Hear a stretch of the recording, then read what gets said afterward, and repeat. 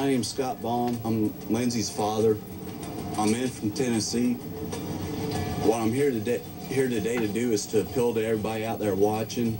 Please bring my daughter home. We are taking your calls in the search for a missing 10-year-old Girl Scout out of Washington, Lindsey Baum. Last seen only 2 blocks from her mom's home. Out to the lines, Christine, Louisiana. Hi, Christine. Hey.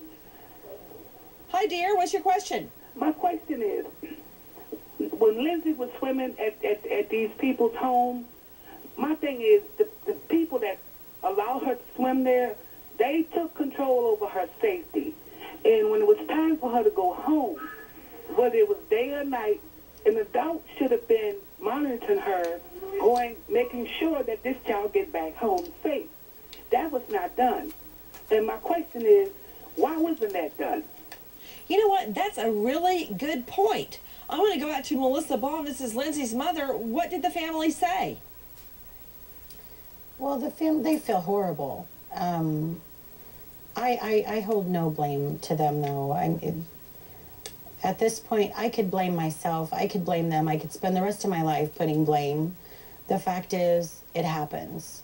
And ultimately, the only person to blame is the person who stole my child. And I just can't live full of the anger and frustration and blame.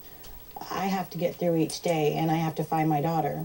And I speak to her parents on a regular basis almost every day. She's become quite a good friend of mine, and I know the guilt she feels. And hindsight's 20/20. And if you have ever lived in a town of 1,400 people, you know, and you can see from one end of the street to the other, basically, you just get caught up. You develop a false sense of security without even realizing it. So no, she shouldn't have been home. And she did have a cell phone, but none of us knew at the time that she had left it at home on the charger, which was all the more proof that Lindsey intended on coming straight back, because she didn't walk out the door. She didn't leave her bedroom without her cell phone in her hand. We are showing shots of Lindsey now. There is a $30,000 reward. Out to the line, Samantha in Maryland. Hi, Samantha. Hi, Nancy. Thank you for taking my call. My question this evening is there any other video surveillance anywhere she could have been, maybe with a certain someone or anything out there other than the gas station? Let's talk about the gas station video. What do we know? Out to Doug McDowell, morning host KBKW News Talk. What can you tell me about this surveillance video? And what about searching a storage facility? Well, with the video, I think that's the only one that exists, the one that was taken at the Shell station. I believe one of those people came and identified themselves. And then in July, the Grace Harbor County Sheriff's Office, they were searching in McClary for the missing girl, in this case, of course, Lindsey Baum. And Under Sheriff Rick Scott told the Aberdeen Daily World that they were searching a house, and they also searched a storage area, and they turned up no smoking gun or red flags, to quote Scott, when they made this search. But then they did something else, too, and the FBI had some inmates from Cedar Creek Correction Center, and this was in October, go and search dense vegetation where she could have been at one point, and then maybe moved or placed there if indeed something had happened to her. And they wanted to recheck all of that ground. In fact, the superintendent, Douglas Cole, of the Cedar Creek Correction Center, said that the inmates genuinely were interested in trying to solve this case. But when you hear Melissa, I mean, McClary is the last place you would ever think that something like this would happen. And so I can see why all the parents would be totally, flabbergasted by what has happened here, because you just would not expect it.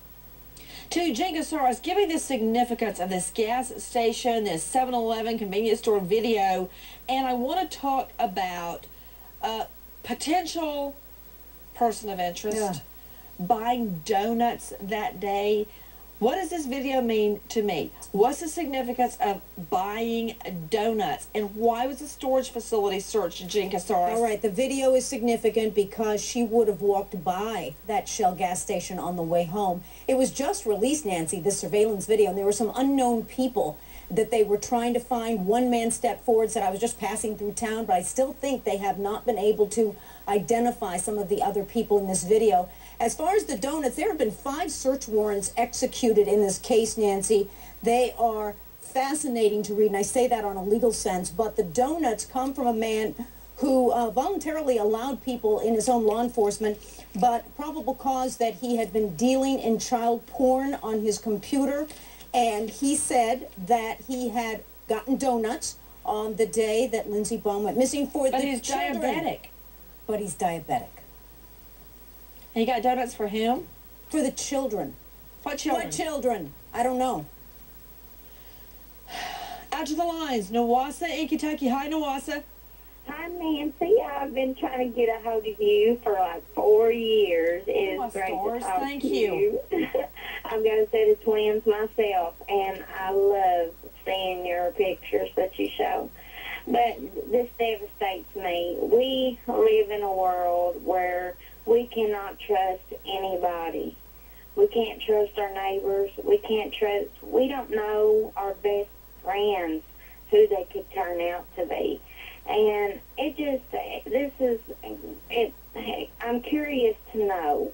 The little girl went to this person's house. And yes, it might have been they best friends and all that, and I have no right to say anything bad about some people, but did they even give a call to the mother to say, hey, she's walking home? That's a good question. That's a good question, Nawasa in Kentucky. What about it, Miss Baum? Did they call to let you know she was coming home? No. And again, they had a lot of stuff. Something had gone on, so they kind of were in the middle of something apparently at the time she left and just didn't think to call me.